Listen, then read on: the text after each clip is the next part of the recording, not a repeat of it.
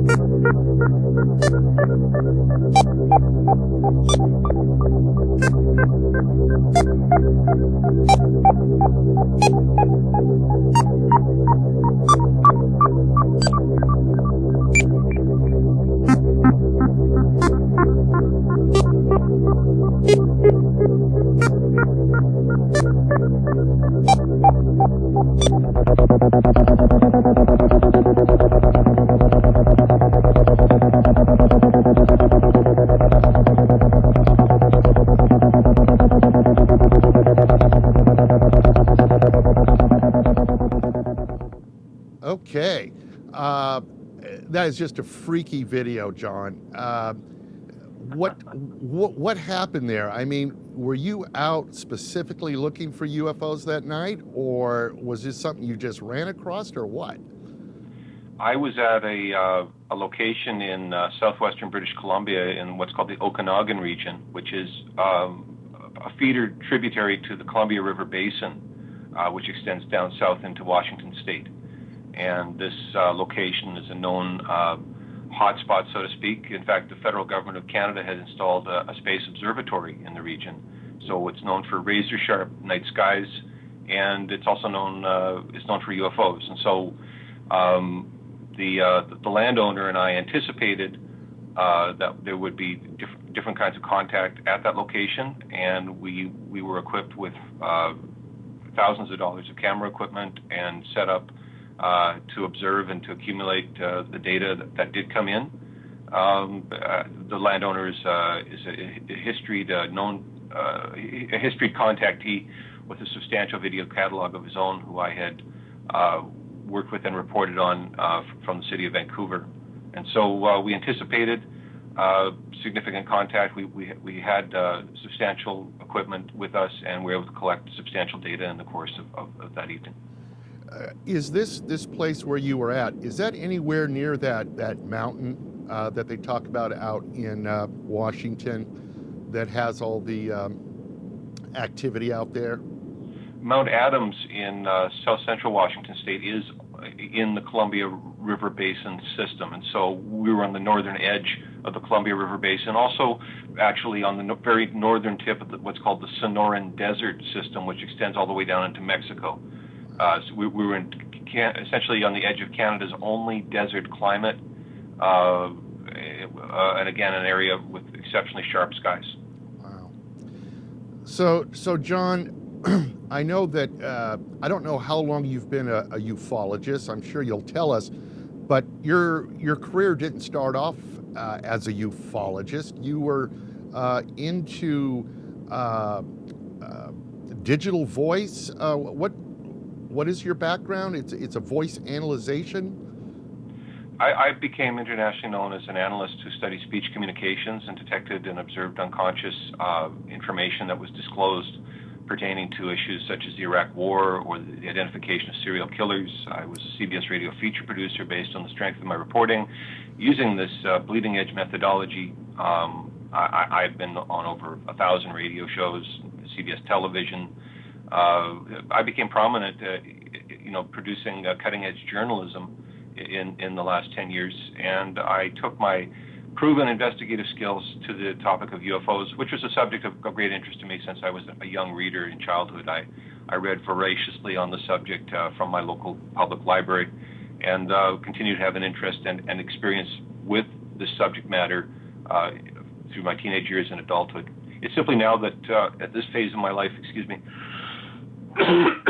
at this phase of my life, I have resources and equipment and access to explore further in this field, and I've been taking liberal advantage of that opportunity. So that's amazing. Now, with those talents, with that voice analytical talent, do you listen to say recordings or to people talking, or do you look at their actual mouth movements, or is it actually the audio portion of the voice that you center on? We're studying the speech signal only. So this is like advanced interrogation that can be conducted remotely from thousands of miles away. We just need the voice signal, wow. And we can conduct a study of that signal using a filtering method on a digital audio workstation. And in the course of monitoring the signal through the filter, we were able to detect communications that are unconscious in nature related to the phenomena of sleep talking. Rick, I'm sure you know some people who talk in their sleep. Right. Sleep talking is involuntary and unconscious, and yet it can be identified as the formation of speech without the aid of a conscious intervention on the part of the speaker. So there are different types of communications that happen when people talk. As you said, their lips move, but a lot of people move their hands and display other kinds of body language when they talk. Those movements are involuntary, they're not conscious, and yet we know that the unconscious is sending signals to those muscles to make them move in different ways. The muscles of the speech organ are susceptible to the same kinds of signals, and we're able to recognize that signaling does take place, particularly in the sense that the messages detected through this methodology contain information that can be verified as factual, either by the speaker themselves or by circumstances and events that commence and take place after that information was revealed. So famously, I reported on militarily precise details of the Iraq War 2 years before it began through my studies of President George W. Bush's inaugural address in January 2001. My report was given on the air in Washington State on terrestrial radio the Monday after the inaugural address, and that tape stamped with the station ID on its letterhead. I published an excerpt from that online. It was witnessed by perhaps hundreds of thousands of people. The show is still on the air, so people can call the hosts and ask, and they can call the radio station and ask if that interview took place, and their logs would show yes. So, I famously reported information that bypassed the Pentagon censors and went straight to the public. Whether or not people believe me that there was going to be a war is another question, but the intelligence was there. This is advanced interrogation. It's done remotely. It relies solely on the strength of the speech signal and the unconscious processes that influence the formation of human speech. Well, I've got to ask you, since this is a UFO show that we're doing right now, if someone were to come up to you and start telling you a story or, something they saw, Could you tell by listening to them, just by listening to them, whether they were being truthful or not? I could tell a great deal of information, specific information related to geographic place names, people's places, times, dates, possessions, all kinds of information. In fact, Dr. J. Allen Hynek, in his writings about Project Blue Book, Yeah. for which he was the U.S. government's appointed UFO scientist, Right. he stated that the Project Blue Book was a cover-up in the sense that there were no new methodologies, no innovations in methodologies applied to areas such as the gleaning of information from witness testimonies. And so the legacy scientists who took a serious look at the UFO question in the 1960s and 1970s were crying out for improved methods of interrogation of the UFO witnesses. And this methodology applied to this issue, in fact, is the 21st century response in practice. I'm actually conducting these analyses live on the air on UFO AM Monday through Friday. People can tune in and watch me conduct the analysis and of the testimonies of the UFO witnesses to glean their unconscious communications and insights pertaining to those instances. Oh, absolutely want to see that. Now let's talk about that for a second. So this is a fairly new show that you're doing, called UFO AM. Tell us a little bit about the show. What's the format? What goes on, et cetera, et cetera.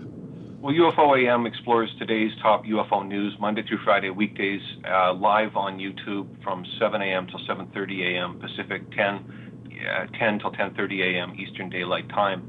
We're exploring the top news of the day, so analytic perspective. We're looking for sources, mainstream sources, as well as more niche sources, so stories that are in UFO Digest, Filer's Files, Google News.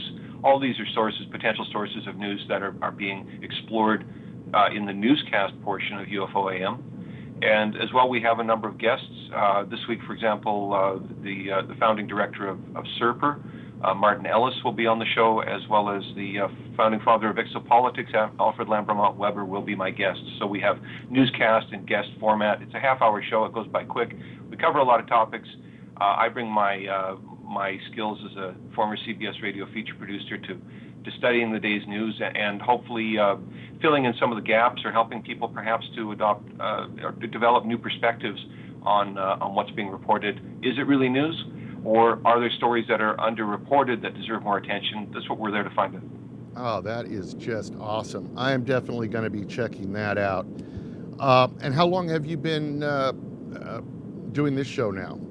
It's been on the air for 2 weeks at the time of this recording, so we're just getting started, but there's excellent audience response in the comments, and numerically the view counts look really good. Excellent. So there's a lot of promise. I mean, I'm someone in my studies, particularly the speech studies, I covered a lot of controversial subjects, and there was all kinds of different response, favorable and unfavorable, to my explorations. So it is refreshing to me to see that people are indicating their satisfaction that I am spending time on this topic and bringing some energy to the front lines of questioning, again, what is the nature of UFO news and what really is news?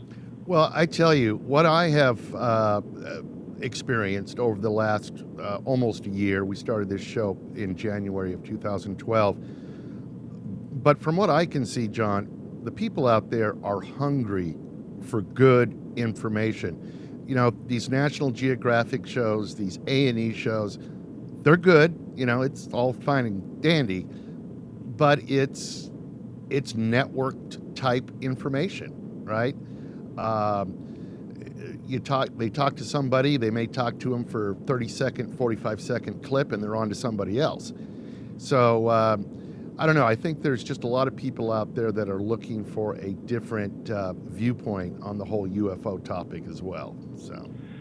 Yeah, in this era, this in the journalism 2.0 era, journalism 2.0 means that you didn't have to graduate from a famous journalism school to be a CBS radio feature producer, and it means also that you can produce and distribute your own newscast, and it can be syndicated internationally via Google News. So this is an era where we're moving beyond the unilateral communications that have been traditionally offered through terrestrial media such as radio and television, and we're now engaged in bidirectional social media that involves audience participation, audience contributors, citizen journalists. This is the new venue. And when we think about the number of people online, the number of people using YouTube, the number 3 website on the entire internet, we know that this is really where the breaking ground is, and there's a lot of excitement about the possibility, the stories that we wish maybe had been covered in a different way or have never been covered adequately. There's a new possibility now that we can do a better job of reporting and covering these issues and bringing valuable information to the public awareness. Absolutely. And, John, I saw some numbers out there recently that kind of blew my mind. I'm not completely sure on these numbers, but it's close. They were saying that there's like 15,000 media outlets within the United States, and they're all owned by 5 companies. So, I mean, the control on our, day-to-day media is just unbelievable. So having these different outlets is, I think, where we're going to get our real news. The consolidation of the media is part of our entire, corporate culture. But to be fair, Google, who owns YouTube, is also subject to the same influences. The media, in a time of war, is an instrument of propaganda. It's a weapon of psychological warfare. So right. the rules that govern radio and television that prescribe those acts can also influence online media. There's no certainty that our society is moved away from that. In fact, consolidation of major players in the web continues. Well, in many industries, Disney is buying LucasArts, for example. So our capitalism, our capitalistic ways have not necessarily changed, but this is a new type of capitalism. It's a new frontier. There is hope that new trends can emerge and can become popular in spite of that type of background. There is a hope that the freedom of information and the freedom of speech and the freedom of assembly will prevail even in these times. Right. So John, let me ask you, personal thoughts on the UFO phenomenon. What do you think? What do you think they are? Why do you think they're here? There's many different ways to look at this question. I have some personal experience that may not reflect the experiences of many other witnesses or contactees.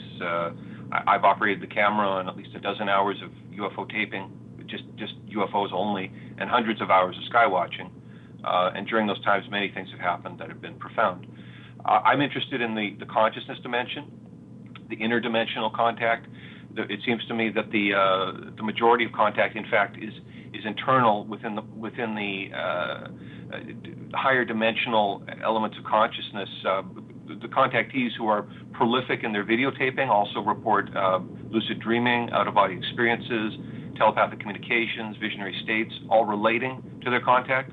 And it seems, again, the majority of the contact actually is taking place on the inner dimensions and not physically. The economics of assembling resources to fly, massive craft over people's heads to validate what they're already experiencing internally the efficiency of that is not as great as establishing a psychic link.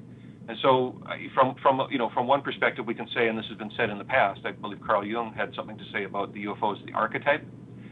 And, we can look into classical culture like the Vaishnava Hindu culture and the chakra of Vishnu, right. The disc with which Vishnu is depicted, the sky god, and the disc, the wheel within the wheel of Ezekiel.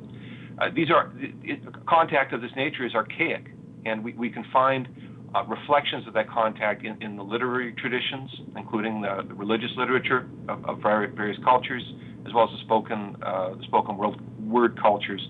The ultimate impact of that is evolutionary. Being exposed to these new experiences is affecting the neurology of the witnesses and contactees. Their synaptic development is being influenced by these powerful events and repeated contact. It's in some ways it's like exports. It's like rock climbing or trail bike riding. For some athletes, this kind of contact initiative, attempting close encounters of the fifth kind, is almost like sports for some high adventure-minded people. Yeah. But there are different layers of consciousness that are influenced, And as I mentioned earlier, at the UFO Canyon in the Okanagan, British Columbia, contact is anticipated through various means, including lucid dreaming. So the inner dimensions are very active. There are many other angles to the UFO topic. I certainly don't speak for every perspective. I'm saying that I'm in a position to produce data that speaks to all the different types of contact, including the abductee type contact. The testimony of the witnesses is rich in information, and I am prepared to provide resources to help expand our understanding of these areas. But in terms of my personal perception and personal experience, it's the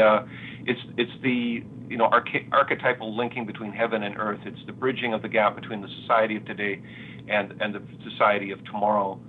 People throughout history have served as cultural bridges, so to speak, between these apparent differing civilization and our own, and this continues to happen. So UFO contact, multidimensional experience. There are many reports of trauma exist, and I honor the struggles of the people who had to endure that. It doesn't color my experience. Most of it is simply exceptionally profound, awe-inspiring, and consciousness awakening in my personal experience. Yeah, John, I'll tell you, when I first started this show, I thought, okay, I'm going to do a show based on UFO phenomenon, very straightforward. Within a month, I was amazed because the UFO phenomenon, you just can't pin it down to one thing. It branches out into all sorts of other areas of life and religion and everything else. It's amazing just how far-reaching it is. It's a huge subject. So, what are you hoping? What would be your grand, grand product that you're trying to create out of your research? I mean, what would you like to prove or show? Well, I think I'm exploring the potential of this avenue of research, at least in terms of my personal capacity and that of my colleagues. I'm interested in the potential. I'm interested in where this leads. I'm interested in the influences on human consciousness. But ultimately, I mean, as a person who's interested in spirituality, it's ultimately, to me, it's an archetype of human spiritual potential. In other words, the contact with cosmic consciousness that is described in Zen Buddhism, the Satori, is the ultimate cosmic contact. It's the ultimate ETI, so to speak, the cosmic consciousness. These interactions, so to speak, are symbolic of interconnectedness. And from a spiritual perspective, human destiny is aligned ultimately with contact with a cosmic consciousness from this yogic or Zen Buddhist perspective, and that's the philosophy that informs my entire experience. Those cultures, the yoga culture and the tantra culture of South Asia, include entities from other dimensions referred to as deva. It's in the literature, it's in the tradition. There are specific meditations people practice to cultivate those relationships. It goes on today.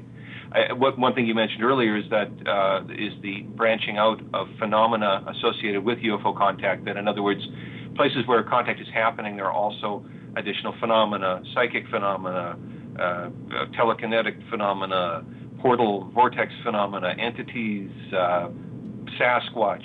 In other words, when the portal, so to speak, is open, the traffic that comes through is varied and diverse. The other dimensions, in other words, that we can access in this human lifetime on this physical planet, it's a launching point into other dimensions of reality. So the UFO can be a starting point to initiate those observations, but there are numerous well-known cases and documented cases of contactees with substantial photographic or video evidence who also report profound psychic and spiritual dimensions of contact and experience that accompany those phenomena. They're indicators, in other words, of the interdimensional growth and development of the witness or contactee. They're not the sole. It doesn't end there. So I don't have much of a nuts and bolts story to tell about UFOs. I say it's a portal to understanding the inner dimensions of human consciousness and human spiritual potential. Do you think we will ever make contact, if it's possible to make physical contact with whatever is inside these flying machines? Do you think that will happen? Well, I eventually? guess physical contact could be defined in a number of different ways. Right. I mean, Not contacting, not like a one-on-one contactee type, but as a mass public type of connection. I understand your question. Is it going to happen on a mass scale? Are the UFOs going to land downtown on Main Street and we're going to have a parade? Is that? A lot of things in life. One of the sort of skirting issues around UFOs, of course, is the topic of secrecy. And there are various reasons why things happen in sequestered ways. Not every act in nature is done in public. Right. The human child is formed within a womb, sequestered away, hidden from prying eyes. And so there are reasons why profound incidents happen in the context of isolation. But I think that from the philosophical perspective, cosmic contact is the birthright of everybody. There's no one is restricted in any way from these things. There's no measures that can prevent the human population from experiencing these things. It's a part of human destiny to understand, our connectedness with the stars, so to speak. But how that manifests is different means and purposes. I personally have no real attachment to having a George Adamski type of experience where, the Venusians land in the backyard and we get out and have a chit chat. It's irrelevant to me. What's more important to me is my position that I'm in. Evidently, I'm in a position where I can capture a lot of educational material and publish that in a way that reaches a lot of people. Mm-hmm. And what is the potential of that?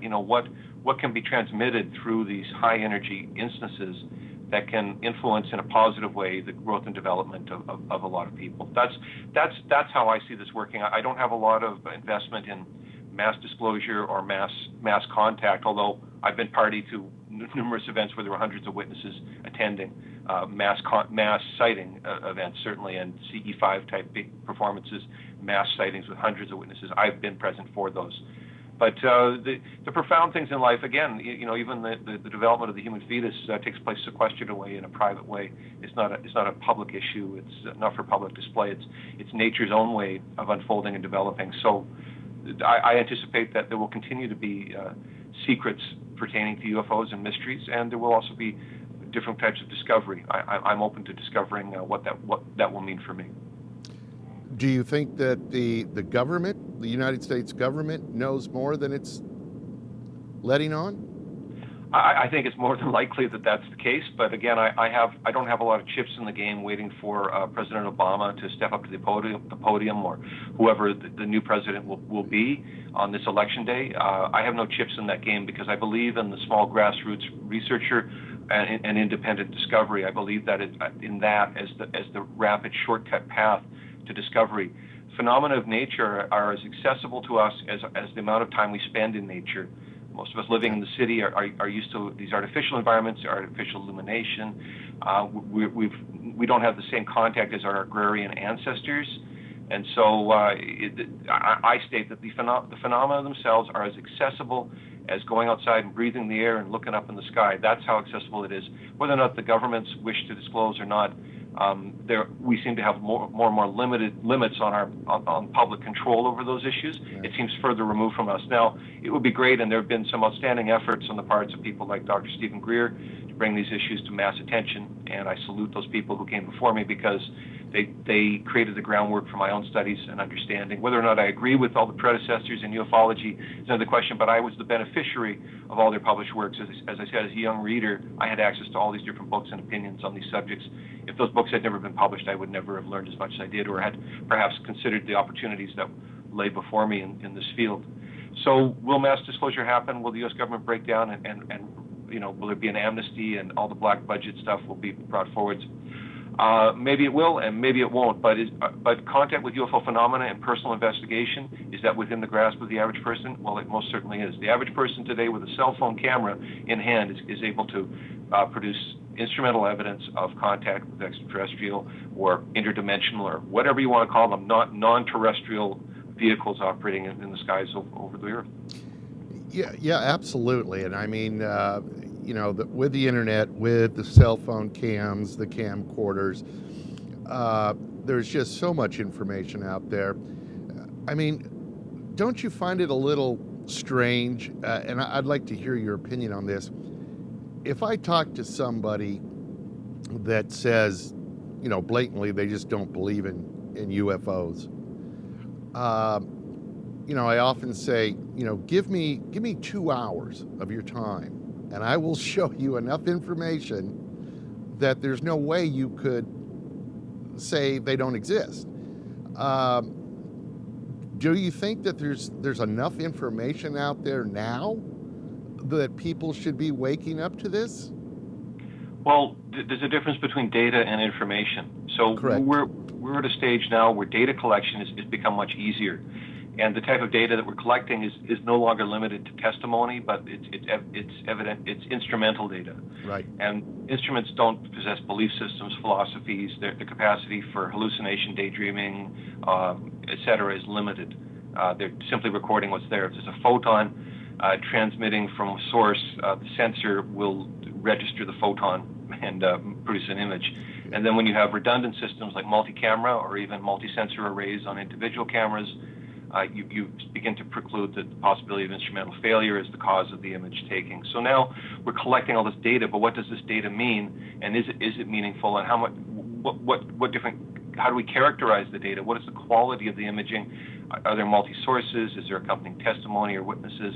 This is where we are now. We're differentiating as a collective. The interest group, the public interest group that studies the UFO phenomena, as published on places like YouTube, is attempting to differentiate between the CGI hoax, the fine artistry of the computer animator, and the average person in the street whose image was actually lensed in a camera system, and the image was formed within a camera. Right. This is one of the challenges that we face today, and even the journalists are apparently unable to differentiate. Another arena that differentiation is the observation of known celestial objects like Venus. Right. People are still developing their amateur astronomer skills to learn more about the night sky, but the good news is resources like Heavens Above, 3D satellite trackers, etc., night sky, tonight's night sky, those type of resources are online and more and more easily accessible. So we're sorting the good from the bad, and as we begin to differentiate the good data from the bad data, then our capacity for pattern detection and trend analysis becomes more informed, and we become better positioned to perhaps anticipate where phenomena might appear or the characteristic of the phenomena or their origins. But I say ultimately, beyond all this material data, it's the psychic development of the observer that actually bypasses all these limitations. Because once consciousness evolves to the stage where this, the term telepathic contact is taking place, psychic or spiritual contact is happening, then the assimilation of direct information, such as directions as to when and where to conduct observations, that all becomes available. You can't find that in books. You can only achieve that through having that interdimensional contact. Yeah, and I guess, once you have reached that plateau, it really doesn't matter if other people believe it. It really doesn't matter if the government discloses it. You're already there, right? Well, in terms of our personal satisfaction, if our personal desire was to get past the queue, so to speak, and to get into the data stream ourselves, I say it's entirely accessible. I mean, I have a few pieces of fancy equipment, but nothing that is outside of a consumer budget, Mm-hmm. and nothing that is so specialized that you can't travel across an international border with it. So, I'm really representative of somebody who may not have a university degree or a lot of studies in physics. I mean, I don't come to the table with any of those attributes. I'm coming with a lot of just garden variety attributes, and yet I'm bringing the data with me, and I'm having successful interactions with the other contactees. We're producing libraries of educational information. It can only mean one thing, and that is that access to these phenomena is within the grasp of the average person. We simply have to have the desire to want to know more, Yep. to grow beyond our normal sphere of understanding, and to perhaps contribute to humanity's knowledge of the nature of the universe and the world that we live in. I think you just summed it up perfectly right there. I think those few sentences sums it up completely. I'm sorry, I didn't mean to interrupt you. I really like the way you put that. So. Well, I've had a lot of time to think about the subject, of course. So it's on my mind. But I think, yeah, there are different echelons, different steps on the ladder of growth and development where different portions or different populations are at. And some people are wanting to see nuts and bolts evidence. Other people are interested in events from 60 years in the past. Other folks are trying to make sense of the videos that are published daily. Is this a real or is it a computer fake? Right. And other folks are saying, something's happening in my personal life or someone close to me.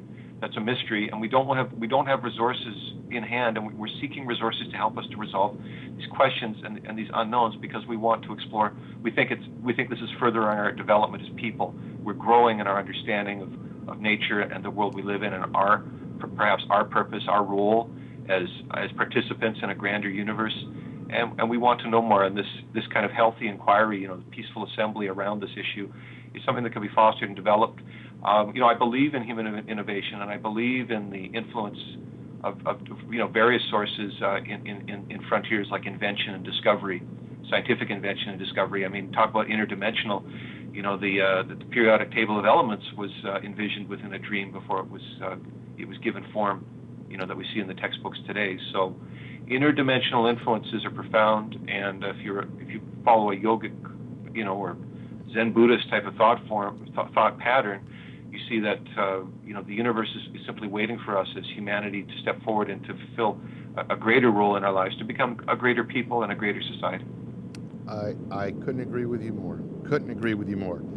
Jon, we're running down here on time, but I wanted to ask you one more question regarding some of the equipment that you do use to capture some of the videos that you've done.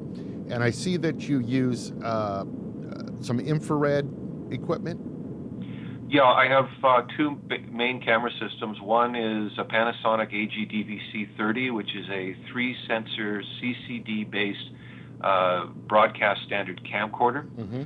So all my color imaging is recorded on that system. And then my digital night vision system is the Pulsar Recon X550. And that is sensitive to 1/10,000th of a lux light, so it can be used under starlight conditions for exceptional imaging, and it is also within the price range of a prosumer type camera. So I actually was so impressed with the Pulsars that I became an authorized dealer for those systems, and people who are inquiring about acquiring a digital night vision camera system can contact me. My email at optics@yourinnervoice.com. I can provide information about that. But both have been excellent. They're both rugged and highly portable systems. They produce exceptional images and have worked in the field I've used both concurrently over two seasons. Logging 150 to 250 hours of sky watching using both systems. So I can say they're ruggedized. Both systems are ruggedized for the field. They're designed for field use. These aren't things that'll break when you look at them like most boutique type of appliances. Yeah. These are ruggedized systems designed for actual use in the field, and they work exceptionally well. I placed those pulsar scopes in South America and Japan, and Japanese television used image from the pulsar scope there was considered standard, good enough for television. So it's been a true performer. I mean, technologies continue to evolve, and new means for imaging continue to become accessible. Although at the same time, we live in an era when police and other agencies are concerned about civilian access to night vision, and we see manufacturers like Sony providing fewer and fewer options for night shot type cameras. Yep. So while today, we can legally export digital night vision from the United States to other countries, due to changes in policy and enforcement from U.S. Customs and other agencies, this opportunity may not be around forever. So I try to encourage people, if they're interested, if they think this is something they want to use and they want to have year after year of use of a system like that, it's not a bad idea to consider acting early and getting something in order now, rather than waiting for changes in policy and government and law to limit public access to this type of equipment for peaceful and civil purposes. Yeah, I have an older Sony camcorder with night vision, and I won't part with it, because they just don't put it on the camcorders anymore. They just don't do it. They're under pressure from the government to stop manufacturing those systems and providing them to the public. The police don't want to compete with potential criminals who are out who have better equipment than they do or equivalent. They don't want to compete, and that's reasonable. But for the sake of science, arts, and education, we also need to act responsibly with any of this specialized equipment and to pave the way for future generations. To hold a high ideal in our use, protecting the rights of others and not infringing on or endangering airplane operators, etc. We need to be sensitive to that to maintain a positive public image and to make it known that people studying these questions in the field are responsible people and can be trusted with these kinds of technologies. I couldn't agree with you more, John. Well, listen, I just want to say again, you can check out John's website at yourinnervoice.com, and I'll have these URLs up on the screen as well. And then also his morning show on streaming on YouTube Live, UFO AM, and that's starts at 7:30 a.m. Pacific time. 7 a.m. Pacific to 7 a.m. Pacific time on the West Coast. And your YouTube page. What is your YouTube page address? I can be found under Secret Message TV or Jon Kelly, my name, JonKelly. You can search me either way on YouTube to find my channel. There's 90 odd videos, UFO and UFO related. A lot of great content. There's 750,000 video views on the channel now. So wow. I am reaching a small part of the public, and hopefully to continue growing the channel and growing my relationship with YouTube. Great. Well, I would suggest everybody go check that out because there is some good footage there. John, thanks again for taking the time to speak with us. Good luck on your new AM show, and we'll be following you. And thanks so much for passing on the information. Great pleasure to be with you, Rick, and best to you for the rest of the year. Great. Thanks, John. Bye-bye.